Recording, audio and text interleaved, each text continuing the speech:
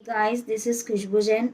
आज का जो हमारा टॉपिक है वो रहने वाला है ई कॉमर्स पे। तो प्लीज़ ये वीडियो को पूरा देखना और मुझे कमेंट करके ज़रूर बताना आपको ये वीडियो कैसा लगा।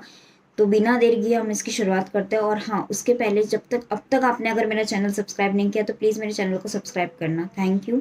चलिए वीडियो हम लोग स्टार्ट करते हैं। इलेक्ट्रॉनिक कॉमर्स, ई कॉमर्स बहुत ही ज़्यादा कॉमन है आज के ज़माने में। इसे क्या कहते हैं हम लोग देखते हैं।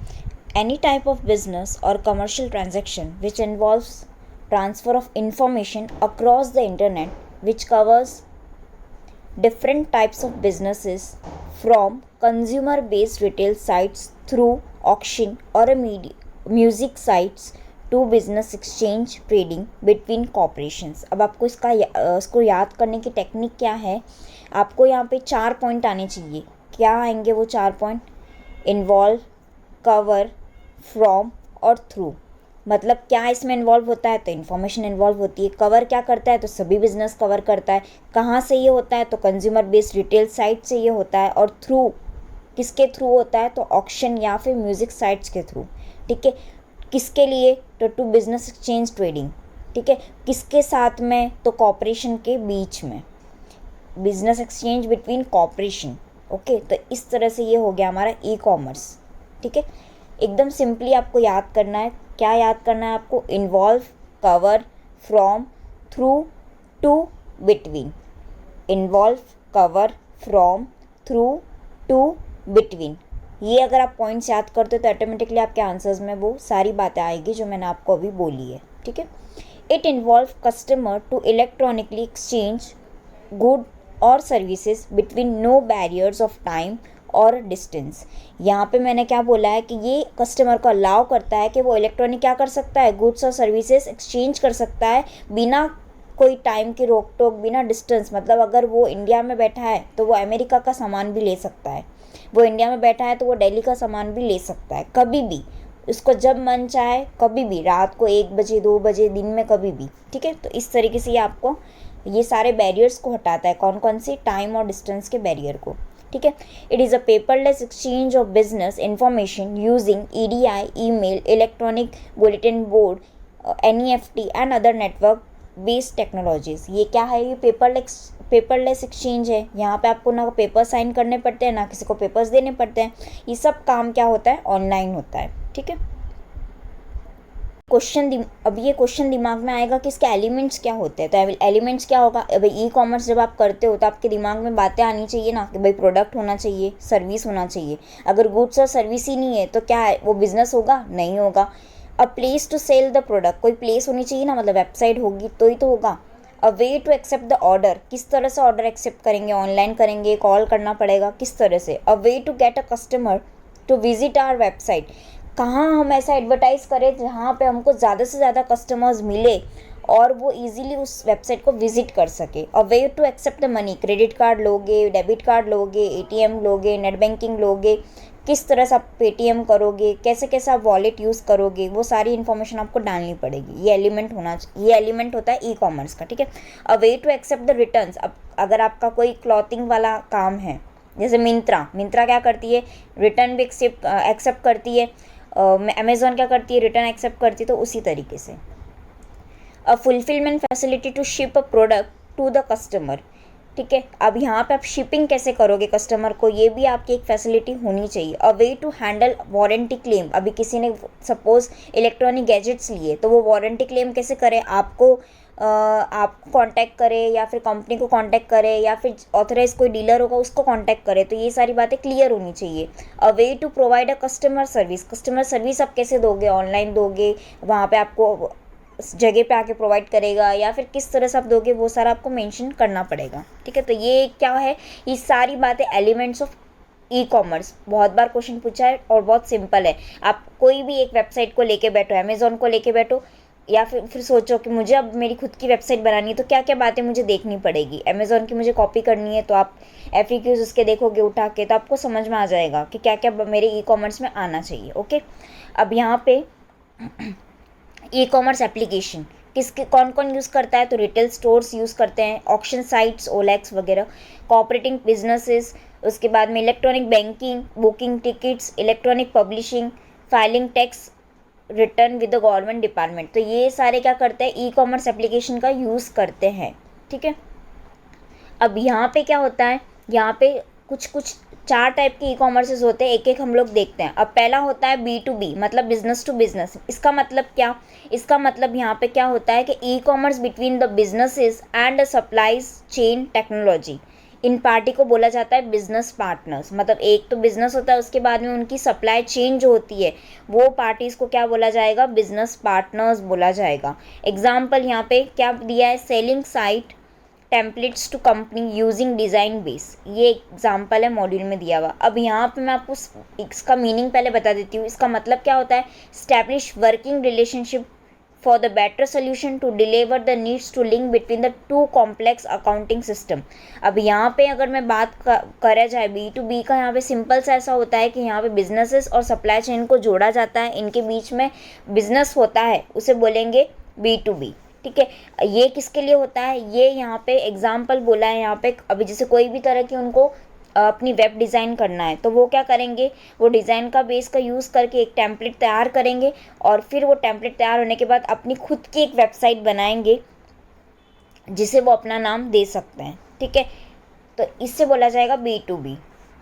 अब यहाँ पे इसकी कैरेक्टरिस्टिक्स क्या है वो देख लेते हैं, तो और ज़्यादा आपको समझ में आएगा।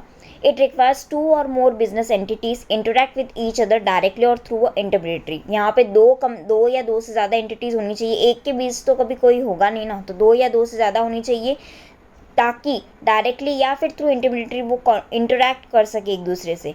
इंटरमीडिएटरीज इन B2B में B market makers and directory service provider assist matching buyer and seller and striking a deal। यहाँ पे ये जो इंटरमीडिएट्स होती है, अब वो क्या, जो बिचौलिया होता है उसको तो पता ही होता है ना कि कहाँ से क्या हमें मिलेगा, तो वो क्या करता है, वो मार्केट मेकर ढूंढता है, उस मतलब उसको पता रहता है। और डायरेक्टरी जो सर्विस प्रोवाइडर्स होते हैं उनका क्या होता है, उनके साथ भी ये असिस्ट करता है। तो इससे क्या होता है, जिसको बायर चाहिए बायर मिल जाएगा, जिसको सेलर चाहिए सेलर मिल जाएगा, और फिर इस डील को क्या करता है, वो स्ट्राइक कर देता है। ठीक है, business application of B2B utilized to facilitate all facets of interaction among organizations such as inventory management, channel management, distribution management, order fulfilment and delivery payment management. अब यहाँ पे बिजनेस एप्लीकेशन क्या होती है, अलग अलग वे से बनाई जाती है। ठीक है, बनाने के बाद क्या होता है, यहाँ पे बनाने के बाद यहाँ पे उस हिसाब से फिर इंटरेक्शन होता है। अभी किसी का स्टोर डिपार्टमेंट है तो उनको इन्वेंट्री मैनेजमेंट चाहिएगा। ठीक है, उनको चैनल मैनेजमेंट चाहिए, उनको डिस्ट्रीब्यूशन मैनेजमेंट भी वो चाहिए, order fulfilment, delivery payment management वो भी चाहिए उनको। तो वो सारी चीज़ें उस एप्लीकेशन में होनी चाहिए। इस बात का ध्यान किसको रखना पड़ेगा, B2B में रखना पड़ेगा जब भी ये वेबसाइट का डिज़ाइन होगा। ठीक है, अब B2B कैन बी क्या क्या हो सकता है, can be supplier, can be buyer and can be intermediary also. अब जो सप्लायर होगा वो क्या होना चाहिए, वो क्या बात ध्यान रखेगा, वॉल्यूम एंड लॉयल होना चाहिए। उसके बाद में बायर के लिए फॉर द कोटेशन, इंटरमीडिएट के लिए थर्ड पार्टी, जैसे अमेज़ॉन काम करता है। अमेज़ॉन क्या काम करता है, वो बिचौलिया बन के बैठा है यहाँ पे, जिसको प्रोडक्ट लेना है ले लो, और जो सामने कंपनी बैठी है वो जिसको सेल करना है कर लो। तो ये यहाँ पे B2B इस तरह से काम होता है। अब बात करते हैं B2C की, business to consumer. Business to consumer में क्या होता है कि यहाँ पे जो सेलिंग ऑफ गुड्स और सर्विसेज वाया वेब, 2 पार्टीज़ यहाँ पे इन्वॉल्व होती है, web retailer, web customer. Web retailer यहाँ पे कोई भी कंपनी होगी और वेब कस्टमर यहाँ पे इंडिविजुअल कस्टमर होगा। बिजनेस किसके बीच में हो रहा है, बिजनेस से कंज्यूमर के बीच का B2C ट्रांजेक्शन चल रहा है। मतलब यहाँ पे कंपनी क्या करेगी, अपने कस्टमर को गुड्स और सर्विसेज बेचेगी थ्रू द वेबसाइट। समझ में आया, ये इसका शॉर्ट में। Seller and consumer both are benefited from the B2C। अभी यहाँ पे क्या होता है, सेलर और जो कंज्यूमर्स होते हैं यहाँ पे दोनों ही बेनिफिट होते हैं B2C से, क्योंकि यहाँ पे क्या होता है, यहाँ पे through the round clock shopping accessible from any part of world. जैसे मैंने आपको बोला, कहीं भी बैठे 24/7 हम लोग शॉपिंग कर सकते हैं। Increase opportunity for the direct marketing, customisation भी होता है। अगर जैसा आप देखोगे नायका वगैरह की जो वेबसाइट्स है या फिर पर्पल की है, वो क्या करते हैं, कस्टमाइज के हिसाब से आपको प्रोडक्ट्स बताते हैं। जैसे आपकी ड्राई स्किन है तो ड्राई स्किन की क्रीम्स आपको बताएंगे, तो उस तरीके से। ऑनलाइन कस्टमर सर्विस ये भी आपको प्रोवाइड की जाती है, जैसे बाय चैटिंग या फिर थ्रू कॉल वो लोग आपका यहाँ पे कस्टमर सपोर्ट दे देते हैं, ठीक है। B2C सूटेड किसके लिए होता है, तो goods which are easily transform into the digital format, ठीक है। एग्जांपल ई बुक्स का यहाँ पे अच्छा एग्जांपल है। Items that follow standard specification, highly rated brands, sold as a sealed packet items. उसके बाद में items which are experience online, means आप जिसको ऑनलाइन एक्सपीरियंस करके ले सको, ठीक है। अब बात करते हैं C2C, मतलब consumer to consumer, online dealing of goods and services between the people. मतलब यहाँ पे कंपनी का कोई रोल नहीं है, यहाँ पे दो ही कंज्यूमर मिलके अपनी यहाँ पे बिजनेस कर सकते हैं। मतलब ये जो ट्रांजेक्शन होता है, this type of transaction fulfil due to online market dealer. Example OLX.com, Bazi.com, eBay.com, ये सारे इसके एग्जाम्पल है। इसकी कैरेक्टरिस्टिक्स क्या है, it promotes opportunity for the consumer to transact the goods or services or other consumer present on the internet. C2C exchange system with a modified form of deal making, यहाँ पे क्या होता है, ये अलग अलग तरह से डील मेकिंग कर सकते हैं। मतलब make a large virtual consumer trading community is developed, ठीक है। Customer operates by rule to compete, to check, to decide own price. ये सारा काम किसका होता है, कस्टमर का होता है। कस्टमर अपना रूल बनाता है और अपने हिसाब से ये क्या करते हैं, चेक करते हैं, compete करते हैं और प्राइस भी अपने हिसाब से ये लोग डिसाइड करते हैं, ठीक है। It's mimic transactional economic activity related to classified ads and auctions of personal position. आपको पता ही है ये small items sold through flea market and बाजार जो लगते हैं ना, छोटे छोटे बाजार, उसके थ्रू भी वो क्या कर सकते हैं, सेल कर सकते हैं। अब बात करते हैं C2B। C2B में जब यहाँ पे बात करते हैं तो इसका मतलब क्या, कंज्यूमर डिमांड स्पेसिफिक प्रोडक्ट और सर्विसेज, ठीक है।